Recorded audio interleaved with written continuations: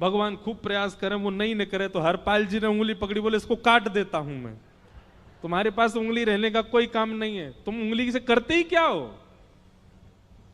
और महाराज जैसे ही उंगली पकड़ करके काटने का मन किया, वो काटने ही वाले थे, इतने में ही द्वारिकाधीश भगवान शंख चक्र गदा पद्म धारण करके प्रकट हो गए सामने। रुक्मणी जी महालक्ष्मी के रूप में प्रकट हो गई और दोनों ने अपने अंक में हरपाल को भर लिया। हरपाल जी समझ नहीं पा रहे ये क्या हुआ, दूर हटे, बोले नाथ, बोले हम साक्षात द्वारिकाधीश, ये साक्षात रुक्मणी तुम्हारी भक्ति से प्रसन्न होकर तुमको दर्शन देने आए हैं। हरपाल जी घुटने के बल बैठ गए, रोने लगे, मैंने अपने नाथ को लूटा, आज मैंने अपने स्वामी के साथ डकैती कर रहा था, मैं अपने स्वामी की उंगली काटने पर मजबूर हो गया था, इसका मतलब तो मैं पापी हूं, मेरा पाप इतना प्रचंड हो गया कि मैं आपके रूप को नहीं पहचान पाया। भगवान ने हृदय से लगा, नहीं हरपाल, तुमने कभी अपने लिए प्रयोग थोड़ी किया, तुम्हारी पत्नी भूखे सो जाते हो लेकिन संतों को भूखा नहीं जाने देते।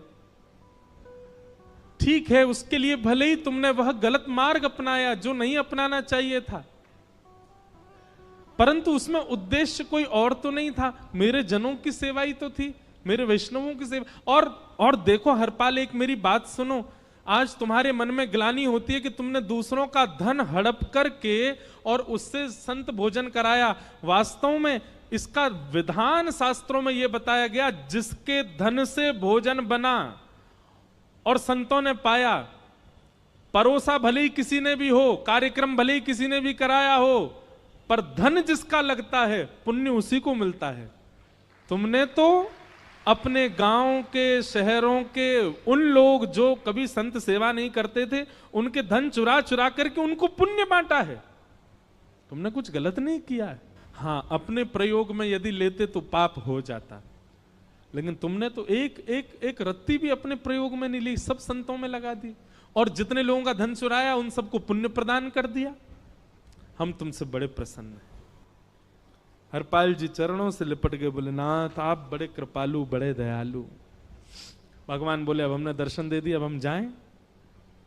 और सुनो, ये सारा धन हमने दिया है, 10 साल का नहीं होगा इससे। तो बोले जब तक तुम जीवित रहोगे तब तक की सेवा बनेगी, इससे संत सेवा चलती रहेगी।